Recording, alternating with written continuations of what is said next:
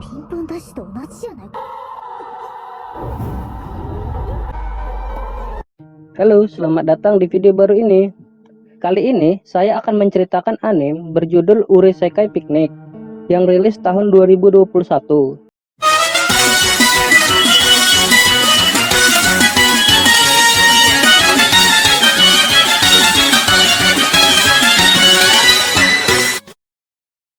Bercerita tentang mahasiswi bernama Sorao Kamikoshi yang nyasar ke dunia lain.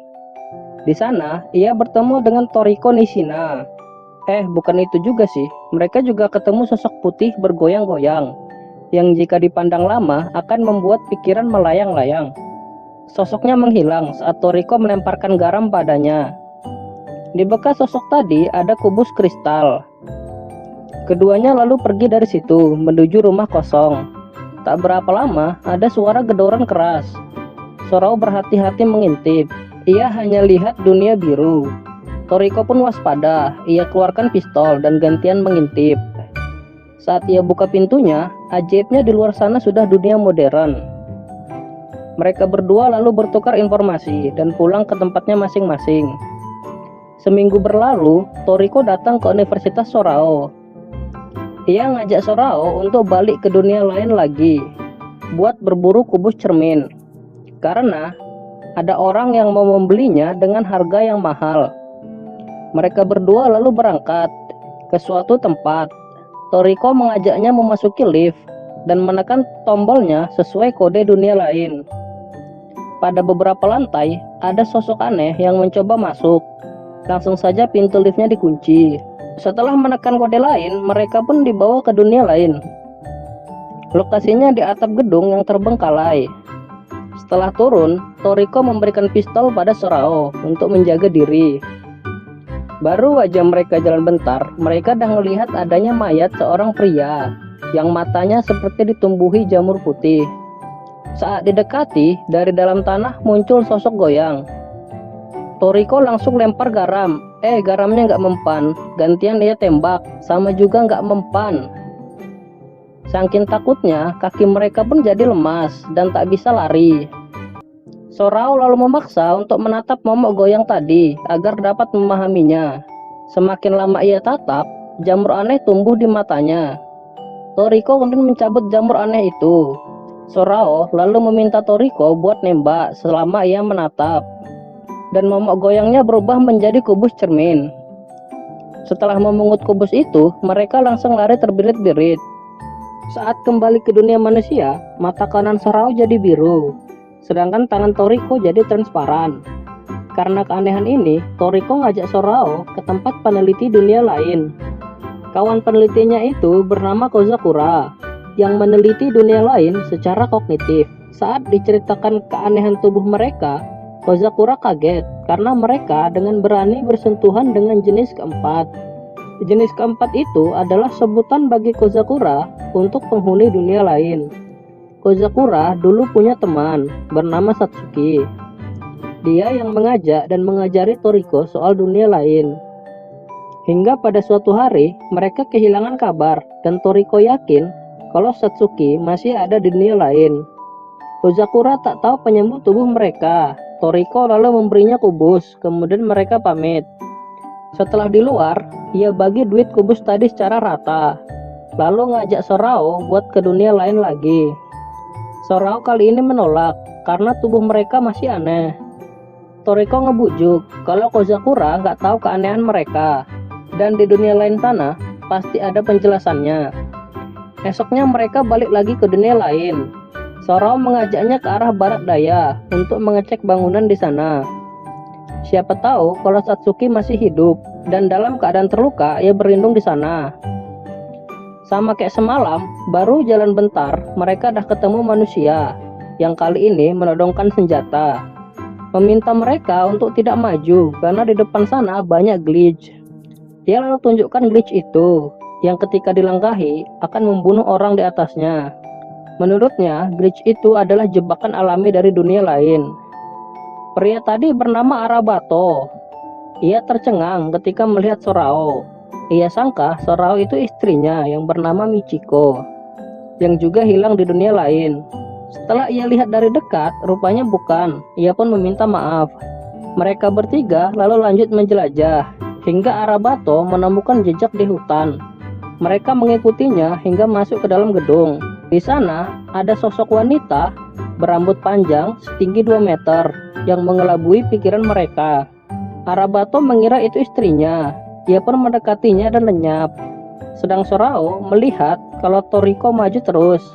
Nyatanya Toriko itu ada di belakangnya dan menarik Sorao, sembari menembaki momok itu. Sorao pun tersadar. Ia lihat di belakang momok itu ada semacam portal. Ia minta Toriko untuk memasukkan tangan transparannya ke situ. Lalu ia menembak momok itu. Momoknya pun mati dan meninggalkan portal dimensi yang menyerap mereka ke dunia manusia. Walaupun selalu menemui bahaya, mereka nggak pernah kapok dan balik lagi ke dunia lain. Kali ini mereka pergi ke arah timur laut. Mata berwarna Sorao sangat berguna. Dia bisa melihat glitch dunia lain. Walaupun gitu, mereka masih ngetes jalan pakai batu, biar aman. Dalam perjalanan, mereka menemukan desa terpencil. Ketika mereka periksa, di dalam rumah itu ada mangkok berisi nasi yang belum kering. Soro langsung takut dan ngajak Toriko untuk segera pergi dari situ. Begitu keluar rumah, mereka malah berpisah. Soro pun sibuk mencarinya. Tiba-tiba dia disekap dan ditarik ke dalam rumah oleh Toriko, yang kemudian menyuruhnya diam. Karena dari luar rumah kedengaran suara langkah. Soro yang gugup malah menghancurkan dinding lapuk rumah itu. Mereka pun ketahuan dan dikejar oleh momok putih berkepala besar. Saat mereka bunuh, dari desa bermunculan lagi momok putih beraneka ragam bentuk. Mereka segera ngacir. Melalui matanya, Sorao menemukan pintu ke dunia manusia. Dia segera ajak Toriko masuk ke situ. Si kepala besar aneh terus mengejar mereka. Begitu sampai di tujuan, pintunya tertutup. Mereka pun selamat. Setelah berkali-kali menemui bahaya, Sorao ngebujuk Toriko untuk berhenti ke dunia lain. Namun, Toriko berkeyakinan kalau Satsuki masih hidup dan membutuhkan bantuannya. Malah gantian ia yang memohon Sorao untuk tetap menemaninya. Sorao salah omong, jadinya Toriko pun pergi ke dunia lain sendiri. Merasa bersalah, ia pergi ke rumah Kozakura untuk menemaninya mencari Toriko. Kozakura menolak karena badannya tidak sekuat mereka. Saat itulah dari pintu depan kedatangan 3 orang aneh yang menggedor-gedor pintu. Kozakura merasa aneh dan mengambil shotgunnya. Saat pintunya dibuka, muncul kepala besar. Kozakura langsung menembakinya. Setelah kepalanya hilang, mereka malah sudah berada di dunia lain. Dengan terpaksa, ia pun ikut juga menjelajahi dunia itu. Untuk memudahkan pencarian, Sorao memanjat gedung tinggi. Benar saja, dari situ ia melihat Toriko. Segera ia tembakkan pistol untuk memberitahu lokasinya. Anehnya, Toriko terus jalan. Hal yang sama ia lihat terjadi pada Kozakura yang terus berjalan ke depan. Sorao pun turun dan menyusul mereka. Hingga di tengah reruntuhan kota, ia menatap glitch lebih dalam. Hingga glitchnya berubah menjadi tanaman berbentuk orang. Tanpa ia sadari, Kozakura ternyata udah ada di depannya dan memanggil-manggil namanya. Hingga ia pun tersadar. Kozakura tadi jalan karena ia dipanggil oleh Satsuki. Begitu sampai, ia malah nyasar ke tengah kota. Sorao kemudian lanjut mencari Toriko. Ia bawa shotgun Kozakura. Ia lihat ada pria berhoodie kuning yang berlari ke arah mansion. Ia kejar pria tadi hingga di dalam ia temukan Toriko. Toriko sendiri terbuai dalam ilusi monster dunia lain yang menyamar menjadi Satsuki. Sorao yang membawa shotgun langsung menembakinya sampai pelurunya habis dan monster tadi menghilang. Toriko pun segera sadar setelahnya. Sebagai permintaan maaf karena telah meninggalkan Kozakura, mereka pun makan-makan. Toriko sendiri sampai mabuk. Begitu akan membayar, pelayannya menggumam kalau gagak minyak akan muncul. Selesai membayar, mereka pun keluar. Anehnya, lampu-lampu jalan pada redup. Mereka pun terus berjalan hingga tanpa sadar mereka dah masuk ke dunia lain. Di sana mereka disambut oleh monster aneh. Mereka langsung kabur. Dalam pelariannya, pengejar mereka bertambah oleh monster berbentuk roh gentayangan. Untungnya mereka bertemu tentara militer yang juga nyasar ke dunia lain. Mereka pun bergabung dan melanjutkan perjalanan ke stasiun. Tempat tentara itu mendirikan kemah sementara. Di kemah, mereka dibawa menemui Mayor Ray Barker. Setelah dijelaskan keadaan camp, mereka dipersilahkan beristirahat di salah satu tenda.